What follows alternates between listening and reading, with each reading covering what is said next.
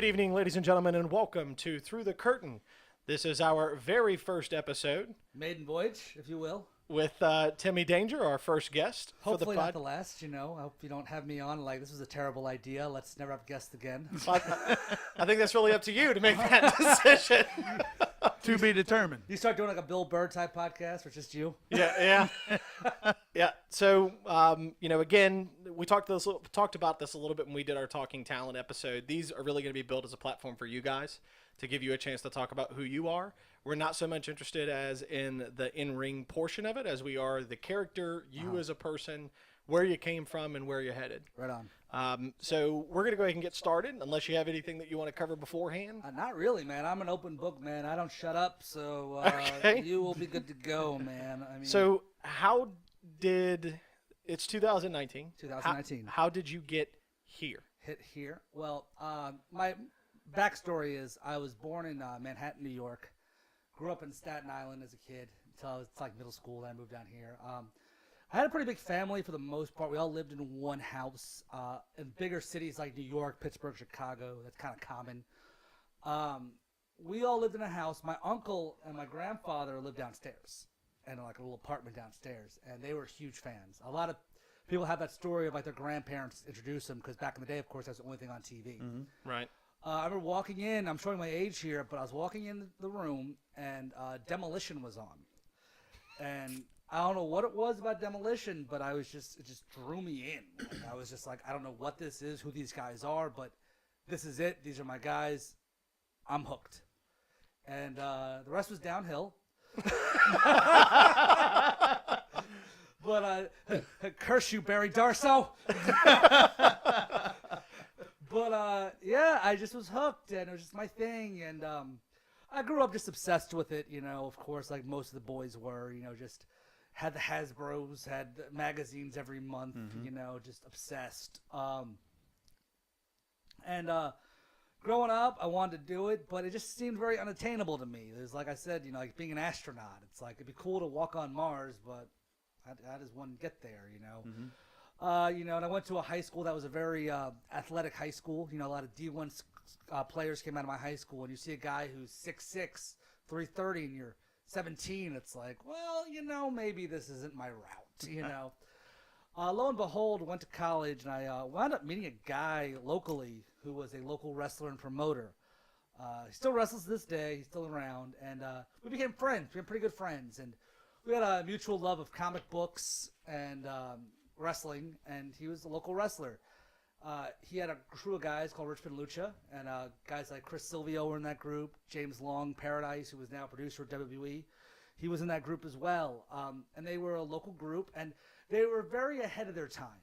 They were had a lot of fun stuff on their show. Well, back then, wrestling really wasn't fun back then. It was very serious. You had guys in their black tights chopping the crap out of each other and really forearming the crap out of each other. They were doing goofy, wacky stuff like having a battle royal with a guy dressed as Chuck Norris. Right. And it was just ahead of its time in that way. I mean, the wrestling, really wasn't the best, but no one cared. Right. It was just guys having fun. And I was a part of their little crew, and I remember, like, I would just beg them to get me involved, man. I was just like, thought they were the coolest guys ever, and like they would. My first job they had me do was I did the sound on a show. And I just always tell us I was so nervous. It was like they explained to me. It wasn't like now at Spotify or whatever. It was like the Masked Assassin is wrestler 1.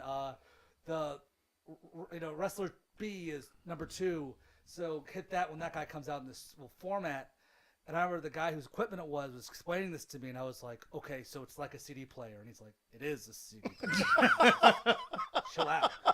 And I was just like sweating bullets, like just so nervous about getting these guys' music right. And granted, that's a small feature, but there's nothing worse than when someone's music is messed up or someone's supposed to be a surprise. And Yeah. the funny story, I remember one time back when CDs were the thing, a guy was like, said to the sound guy, now my music is track 2, don't play track 1. And the sound guy wasn't paying attention, and he played track 1. It was like Carrie Underwood or something. Here comes this guy. Nice. But lo and behold, like I just started begging them, man. I was just begging them to get me involved, and what I assumed would be like, oh, you want to be involved? Well, we have a show next week. Here's a match, right?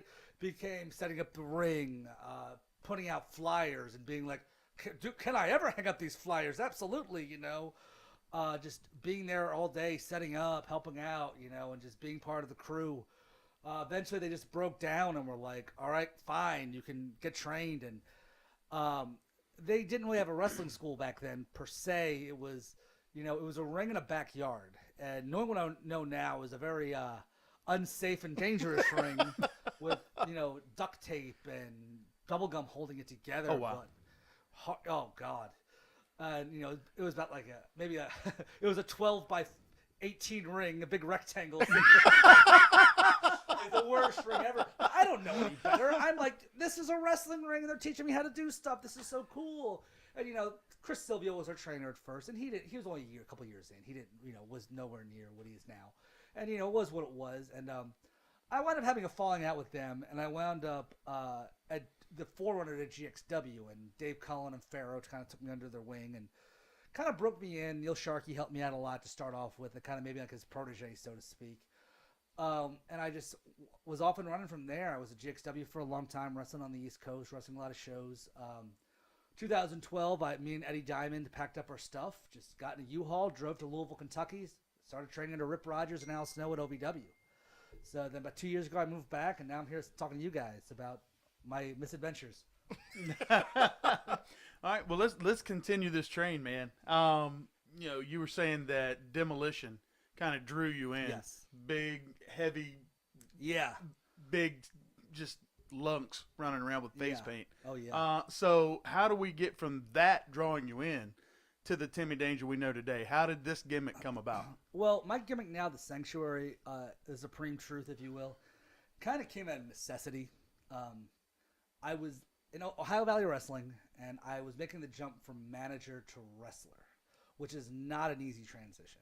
I mean, once I had a really good run as a manager. I like to think I was pretty good at being a manager, and I wanted to just be taken seriously as a heel wrestler or babyface. I just wanted to be a wrestler. That's all I wanted to be. Sure. And I had a hard time making the transition because I always compare it to being in a band. Like, let's say you're a heavy metal band called Death Grinder, let's say. But deep down inside, you want to play country music. So now you're Death Grinder, the country band, and no one takes you seriously. They're like, they're playing country? Why? They don't play country.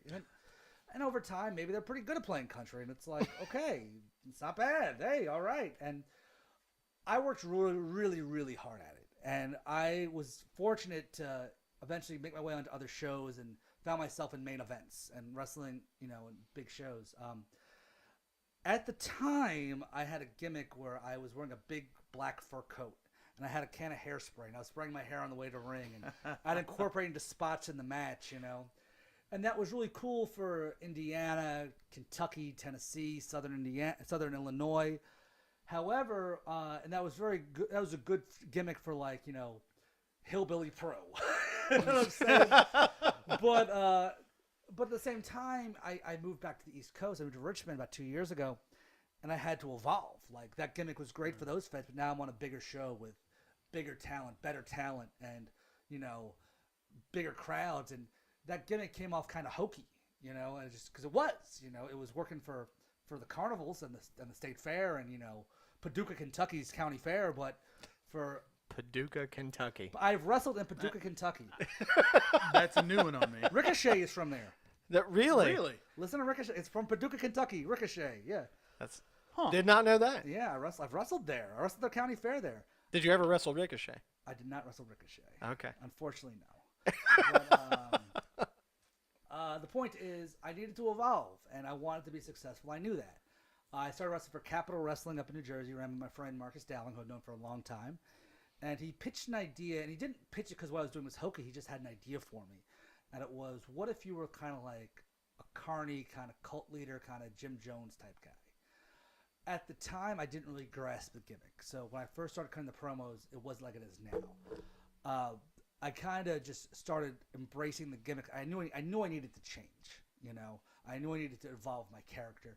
So I kind of just made it my own. At first it was called the Danger Family, and I was still more or less the same guy, but just different. But I needed to change it. So I started really watching guys like David Koresh, how they spoke.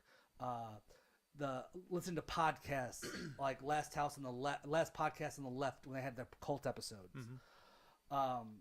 Also started watching Benny Hinn and other, preachers, if you will, and how they spoke and how they did their gimmick. And I watched a documentary called Marjo, which was about a guy who was a Southern pastor who made his living conning people out of money. And the way he would talk and the way he would do things, like a lot I use that get my promos now. For example, I remember he was selling prayer cloths, and he was like, and they were just bandanas, and he was like, they were literally a bandana, and he was like, and you buy one of these prayer cloths. And you pray with every night. And if you're having problems, they'll go away. You want that promotion to work, it will go away. You just pray to this cloth for just $5, and this will happen, and it's ridiculous. But people are buying this. Absolutely. Yeah. And the way he cut his promos and the way he had people involved. And I kind of took it from there. And didn't like the name The Danger Sanctuary because I'm not Charles Manson. And No. and I didn't want to be the Wyatt family, Yeah. I knew a guy was doing gimmicks similar. I wanted to do my take on it, my spin on it. So Sanctuary just hit. It just fit. My theme music is called Sanctuary by a band called Catechist out in Louisville, and it just fit, And I made it my own, kind of really changed up my way I was speaking, the way I was kind of going about my promos, and it just worked for me because I wanted to just be different than everybody else. I tell a lot of new wrestlers, look what people are doing and do the opposite. A lot of guys were coming to the ring in all black and wearing a leather jacket, being like, "You shut up, fat boy! I'll beat your," Where me, I want everything to be shiny and loud and just reflect like a big ball of light, with the robe and the colorful tights. And, I want to come to the ring smiling and just change my way I spoke. And, people are like, "You suck." It's like, I know you're confused by this. But there is hope. You can see the light, you know what I'm saying? And I just did the opposite of what I was doing and made it my own and just how we got here, and thankfully it worked, Nice, I just got behind it and believed in it and it worked, So I would tell you to that mission accomplished. Thank you. The first time that I saw you at a CPW event Who was I wrestling? here, I don't know. I think I hated you so much that I think the moved. first time I moved. the first time we saw Timmy wrestle, it was Braswell, I think. Oh, okay. yeah, it was. I'm not sure what I got more irritated about, the entrance and the pose and the trust in the sanctuary, or I'm pretty sure I looked at Chris and I said, if he yells silencer one more time before he does the move. It's branding. Right. But to that, again, job well done, because the entire point and the entire purpose of having a character, a gimmick, is to evoke emotion, evoke some sort of feeling from the crowd, whether it be positive, negative, whether we hate you, whether we want to be part of the sanctuary. You've done that. Yeah, thank you. Yeah, in fact, and so there's something that I haven't shared with you before. I was driving in my car one day, and I was passing at a stoplight, and this thing popped up on Waze that was around the corner from me, and it was an advertisement for the sanctuary. Nice. So I took a screenshot of it. I sent it to my friends, Chris and Sledge. Yeah. And I said, I found where Timmy Danger lives. And so that was weeks after the match. Nice. But the moment it popped up, I do remember that. I immediately thought about it. So, that would be folks that have degrees in marketing would say, well done, because it stuck. Thank you. And, a lot of it, like I said, is just this is branding, and also like I said, I needed to evolve. Right. I couldn't imagine being the guy in the fur coat with the hairspray anymore. I just couldn't see that working still. It would have been fine for what I was doing, at the time, but I just had to evolve and go on a bigger level with it, and I think this was it. It's a more three-dimensional character than guy who sprays his hair with hairspray.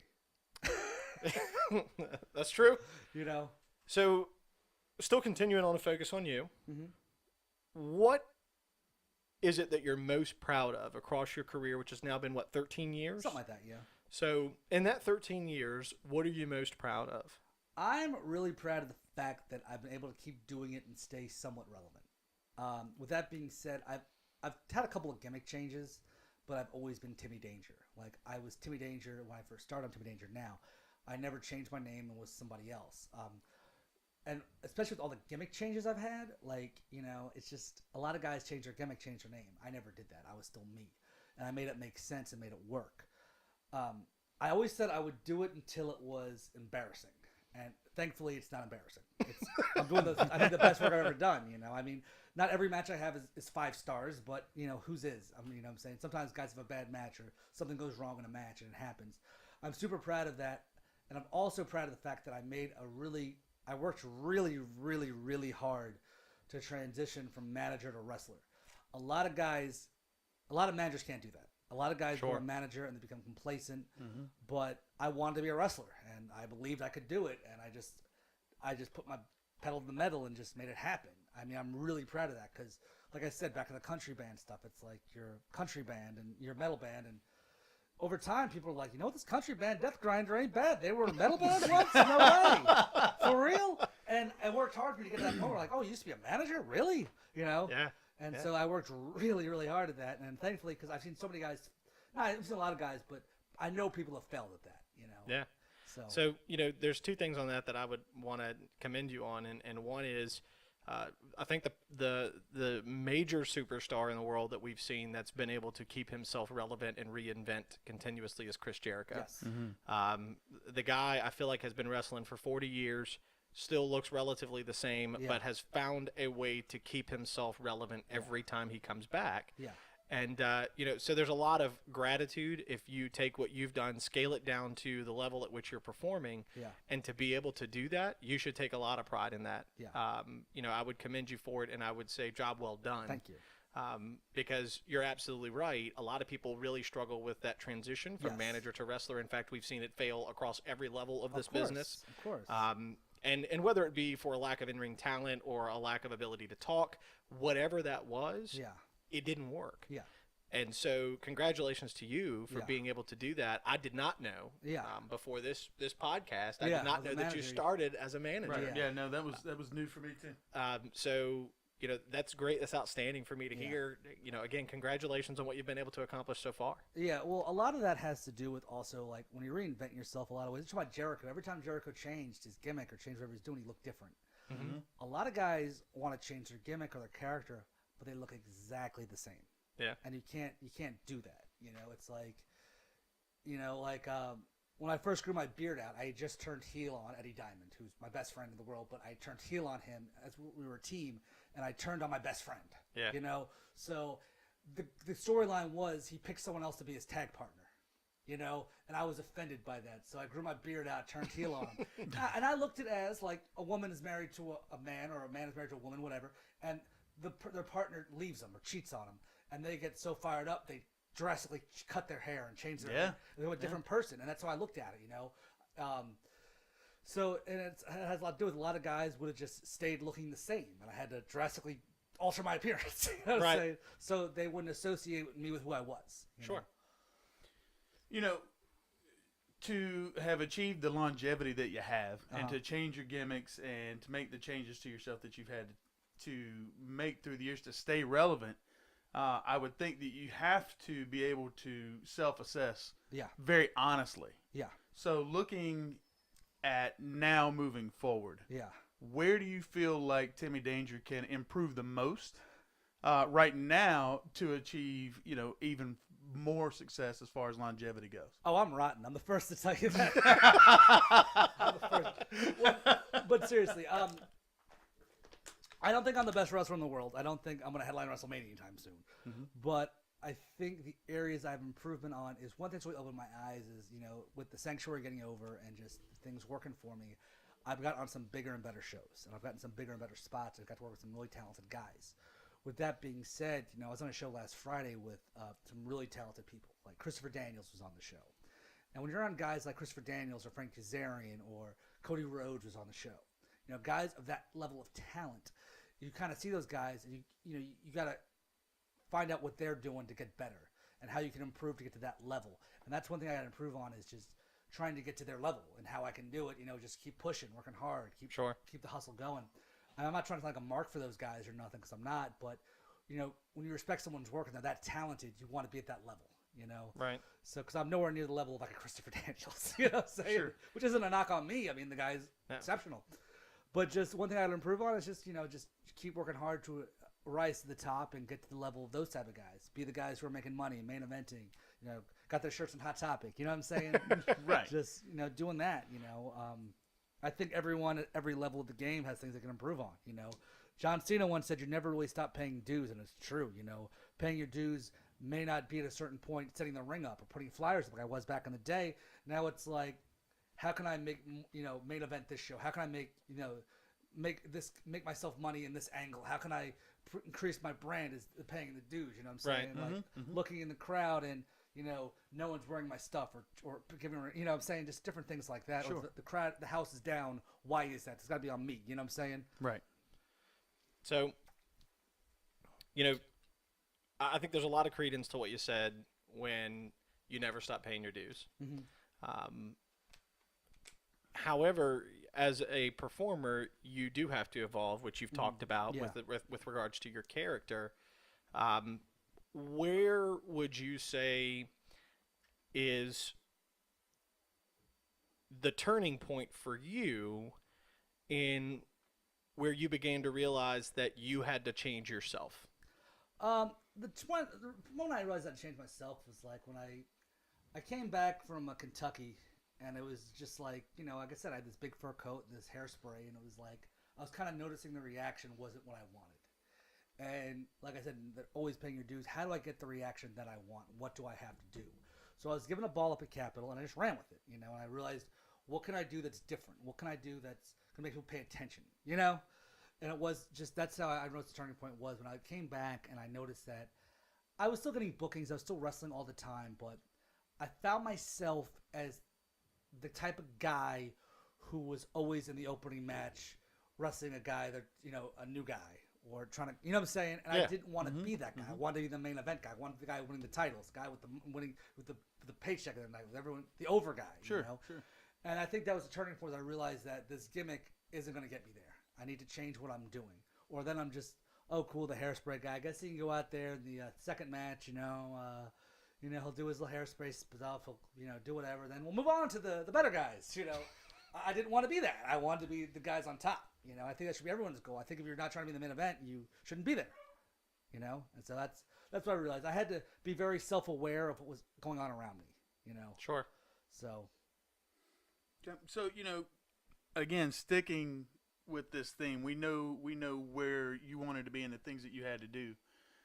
I would think, being as tenured as you are in the business, a lot of guys come to you for advice. Yeah.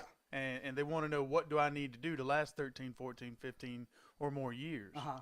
What type of advice are you giving those guys? What are you telling them? Where should they put their focus to reach your level? Okay. One thing I tell a lot of guys is I talked to Sledge Gibson about this, Leo Kirby I talked to a lot about this, Ray Vex, Jordan Blades about Emma. I've made a lot of mistakes, and I'm not afraid to admit it. I made a lot of mistakes in wrestling. And Well, that's how everybody learns. yeah, is right. mistakes. I tell them to learn from my mistakes, because but on the flip side, those mistakes got me here, Sure. One thing I wish I had done differently is I moved to OVW in 2012. I wish I'd gone years prior. I was under the mindset that, I don't know why I was thinking this way, but like, I wanted to make a career out of this, but I was doing it the wrong way. I was wrestling for just GXW, which is nothing wrong with GXW. I love GXW forever, but I was just wrestling there like once a month, and no one's going to give you a job or an opportunity just wrestling one place once a month. You got to go where the action is. You got to go where it's hot. You got to go where things are popping. You can't, even if you have like the greatest energy drink in the world, if you're just selling it in one corner store in Hopewell, you're not going to catch the eye of the big boys and, have your drink on every shelf. I mean, like I said, the odds of Vince McMahon being like, there's wrestling at Hopewell? My God. I was uninformed? Uh-huh. Who are these guys? Timmy Danger, get this guy a job. It's not going to happen. You had to go where the action is. And I tell the guys, you can't be successful unless you're around people who are successful. And for me to be successful, this is an extreme example, but me and Eddie Diamond, we just packed up our stuff and moved out to Kentucky, which, I don't recommend to just pack up and leave like that, because that's a very bold move to do that we did. But we did it. And, Just go, you got to go learn from guys who are successful. I had to learn from Rip Rogers. I had to learn from Al Snow, Danny Davis, Rob Conway, guys of that nature, Nick Dinsmore, guys who had been successful in their role. The flip side to that, I tell guys, is you got to know when to leave. You got to know when to overstage your welcome.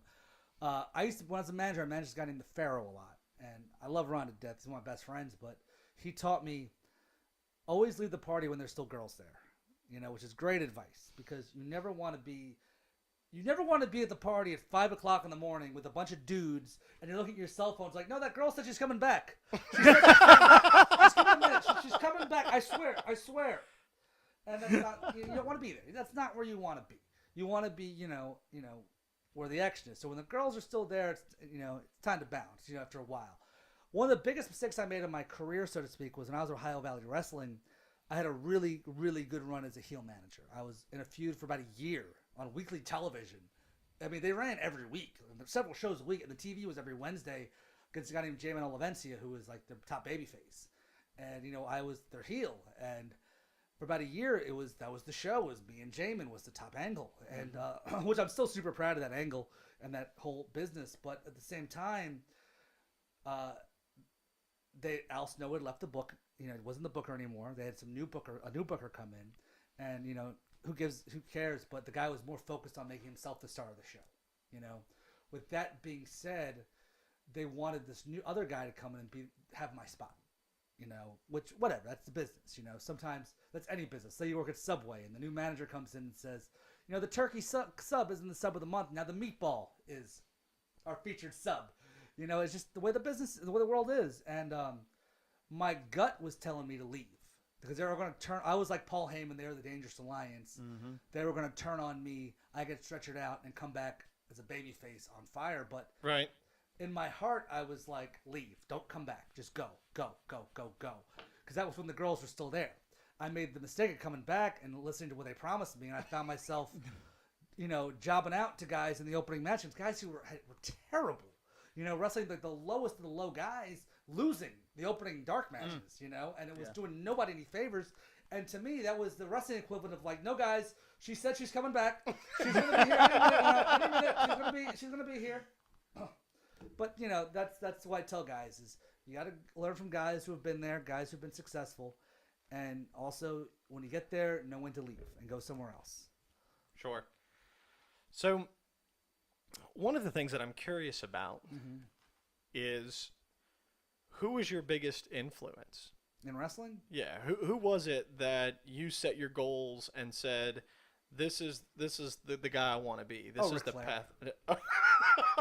That's easy. It was easy. Ric Flair.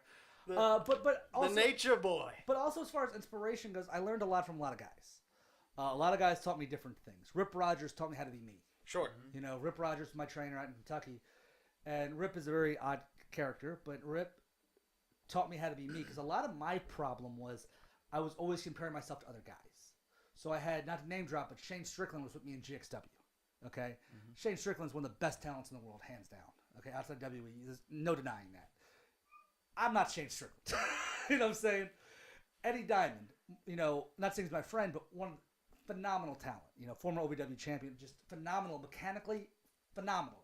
And I was comparing, but I'm not him. I had to learn who is Timmy in the ring, who am I in the ring, and he helped me teach me that, and that was what what I learned the most.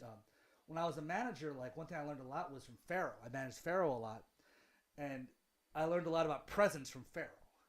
Like when Pharaoh came to the ring in an outfit that you couldn't put on Monday Night Raw, but you believed he was the baddest dude ever. When he was the Pharaoh, and he made you believe.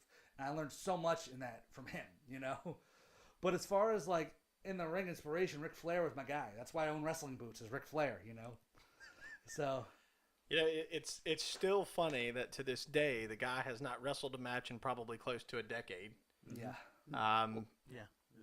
He has not wrestled a match well in probably 15 years. Oh, come Whoa! on. Leave him alone. But hey, look, I'm known for my candor, so but if we take that into context with his age, what he was able to accomplish in the time that he had in the business, There's a lot of things that wouldn't exist today if it wasn't for him. Yeah. And you using him as an influence is just remarkable to me because he's really 2 generations before us. Yes. Yes. So the fact that he still impacts people to that level today Yeah. is not only a testament to his ability, but to his character overall. And I mean that not in the sense of the wrestling world, Yeah. but him as a person. Yeah. Sure. Because I mean, we've heard Space Mountain, we've heard Yeah. the stories. If you've watched the documentaries on him, there's so many things that you can learn about Ric Flair.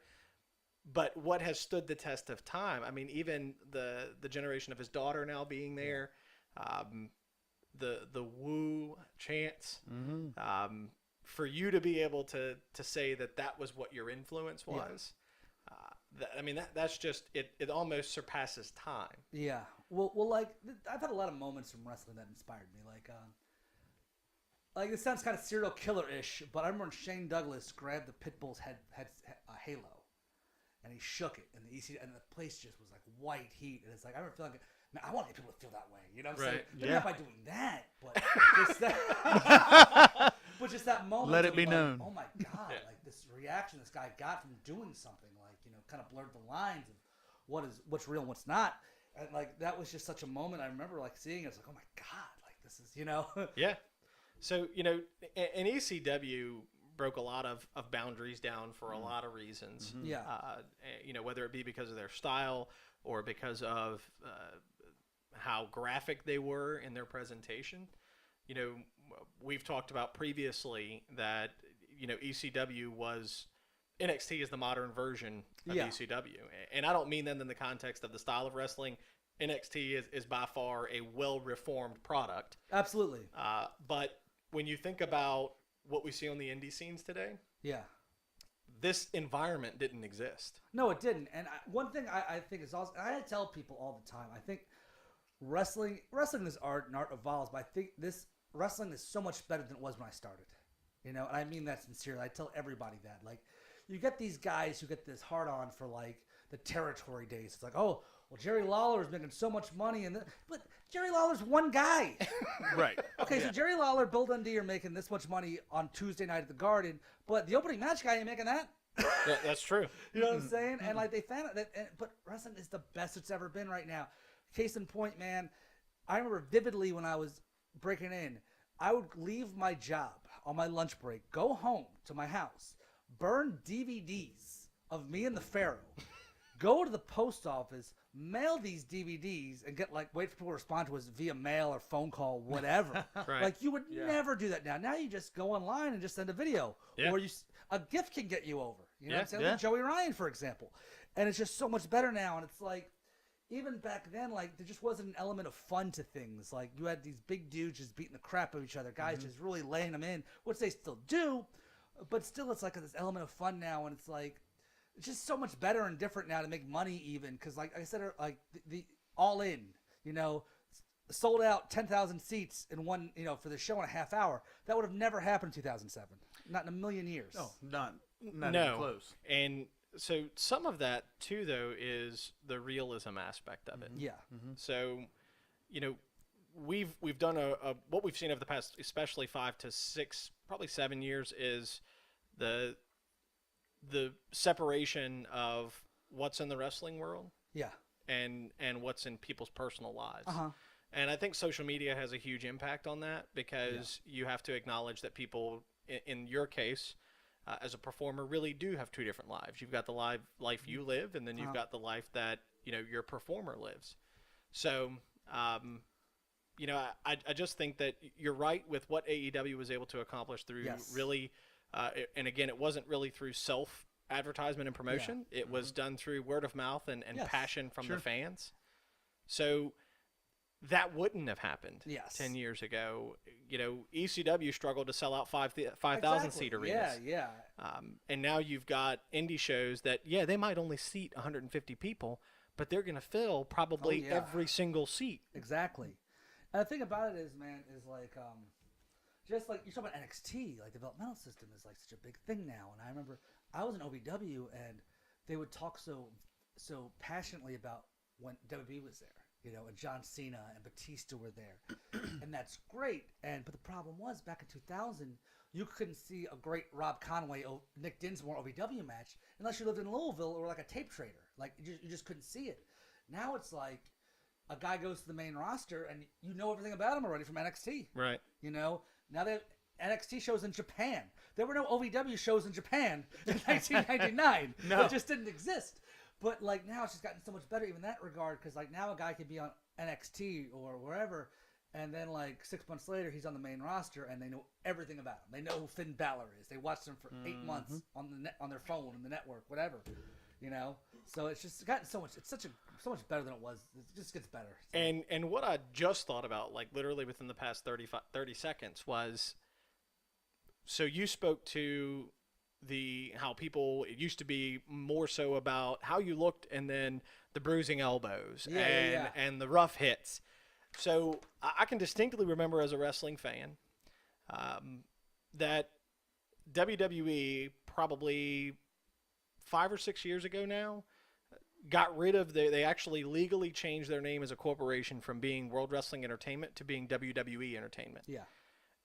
And fans threw up their hands all across the country because they felt like WWE was abandoning the wrestling side of the business. And what we've seen over the past, especially 2 to 3 years with the growth of NXT and the indie scene overall, is that that's not what happened. They didn't abandon the wrestling brand. No. What they did do was they embraced the entertainment side of it. Right. Yes. And they had tried so long to steer away from that now that they've embraced it, it's creating that fun environment that you're talking about, that's allowing you guys to go out there, do what you do, and enjoy doing it. Yeah. I think everyone, like I said, I feel like everyone always knew what it is, because you watch as a kid. I had my sister being like, "That stuff is fake." Like, shut up, Carrie. It's not fake. Right? But Right. Hey, Carrie, how you doing? And also in this world we live in, if you want to see a legitimate fight between two guys, that medium is very accessible. Sure. I can go on YouTube and type in MMA. I can watch Bellator. I can watch UFC. I can watch maybe Pride and Strike Force from back in the day. Yeah. That medium is very, very attainable and at a huge level where they're having fights in big arenas now. You know what two guys fighting for real looks like. Sure. To powerbomb somebody into a turnbuckle in a real fight is very difficult. But now the cool thing is, it's like I feel like the art of wrestling, like the fans now, don't look at it more so as a legit fight. They look at it as the art form, the entertainment aspect of it. Even and the art of it is getting so wrapped up into it that you forget. For example, you watch the Terminator movie. You get so wrapped up in that. In Arnold Schwarzenegger, you forget he's a dude. You think he's a robot. Right.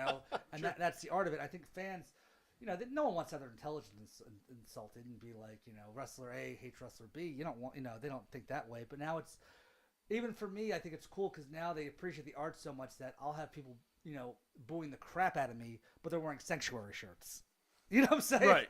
It's just that I think that's cool. And it's like, that's how the business is these days. I think it's great. Well, I think, like we're saying, everybody knows what the deal is with professional wrestling now. But being able to go, I know for me, for you, and I'm sure even still for you as a wrestling fan, being able to just watch a show, know what's going on, but being able to just get lost in that moment. Yeah. Be a kid again. Yeah. And just boo or scream or Sure, yell, sure. Yeah. whatever you see fit doing. That is still to this day what draws me in. Exactly. And I mean, it's just amazing how far it's come over the years. Yeah.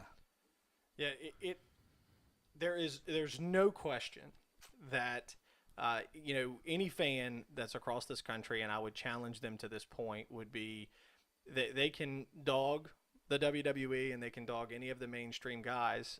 However, I would encourage them to 100% recognize that if it wasn't for what the WWE has done, what Hunter has done down at NXT, and what Vince has done with it as a brand overall, you guys wouldn't be doing this anymore. That art would have died because it struggled to survive after the Monday Night Wars between WWE and WCW.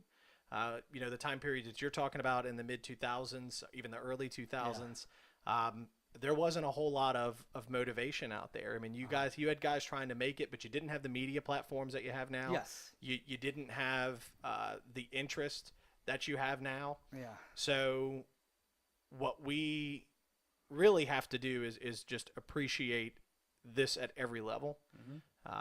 What you guys do is tremendous. Yeah. And without guys like you, the WWE wouldn't exist. I think wrestling will always exist in some format, in some Okay. capacity.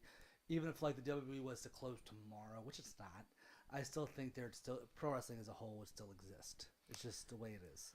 Sure. I just don't know that it would be at the popularity level that it is now. I get that, but I think it's really cool now that it's come back up, and now you Sure. have shirts and Hot Topic for indie guys. Yeah, Like, absolutely. Come on now, you did not find a low key shirt in Hot Topic 10 years ago. No, no, you didn't. No. So as we're wrapping up the final few minutes here, the last thing that I want to ask you, Timmy, is 13 years ish in the business. Yeah. What would you go back and do differently? Well, I tell a lot of the guys. I tell Leo Kirby this a lot. I tell Ray Vex this a lot, and Sledge Gibson and Jordan Blade this a lot. I say learn from my mistakes because I stuck around GXW way too long, and I stuck around OVW way too long. I said go out there, learn from guys who are successful, and be successful. Go where the action is. Know when to leave. That's why when I went to OVW 2012. Realistically, I should have went in 2008, 2007. I should have, but I didn't. Personal reasons. Whatever. Sure. But life happens the way it is. But who's to say I wouldn't have gone and crapped the bed? Right. Moving forward though, man, I think what's good for me is that I've established I've taken my mistakes and learned from them and made them better. Built a brand of Timmy Danger as a sanctuary, Right. and made it something hot and be able to help out guys like the Leo Kirbys of the world, like the Sledge Gibsons of the world. Well, maybe not him, but the the Ray Vexes of the world, and help them, learn from where I screwed up. And it's like I one thing with the sanctuary even that I need to touch on is like one thing that's helped me get it where it is it's like it's not been this is off the topic but I want to bring it up is I think what's helped me get it over and be where it is it's not like four guys just randomly put together. It's there's a hierarchy. There's and I'm I think it's really cool that there's different feds and there's sanctuaries and different feds and I'm still the guy, but it's like the Sons of Anarchy. There's the Georgia edition, the North Carolina, the Virginia, Sure. So I think that's all, because I don't think the stable's really ever done that, No. And No. There's a lot to be said about that because you can't take the same five guys from one state Yeah. and get them to work in every state. Yeah. Again, even at the WWE level, we've seen where that's not successful. Yeah. Because you can't. It's really difficult for anybody to take someone from a specific group and then who has no notoriety anywhere else Yeah. and then get them to be popular there. Yeah. Right. Especially if they haven't done any of the groundwork themselves to try to build that brand. Yeah, of course. So, guys, listen, Timmy, I thank you a lot for coming out and hey, joining It us. was going great till I spilt it. You see that? Nice. It's fine. They're laminated. You can't ruin them. Ah! So, thanks for coming out. We Hey, appreciate before it. we roll out of here, you can find me on social media on Twitter at Timmy Danger, Instagram at Timmy Danger, and Facebook Timmy Danger. Just don't send me anything weird messages because that's weird and creepy, and I'm gonna block you. And I have a Snapchat, but that gets you in trouble, so we're not gonna talk about that. Yeah. We've seen evidence of that. very- Yeah, very I don't fair. really use it to be honest. But no, guys, follow me on there, and you can catch me coming to a town near you. All right. Trust in the sanctuary. Folks, this has been our very first episode of Through the Curtain. We thank you for taking the time to join us. We thank Timmy for joining us here tonight. As for us, myself, Tommy T, and Double K, we'll see you guys the next time.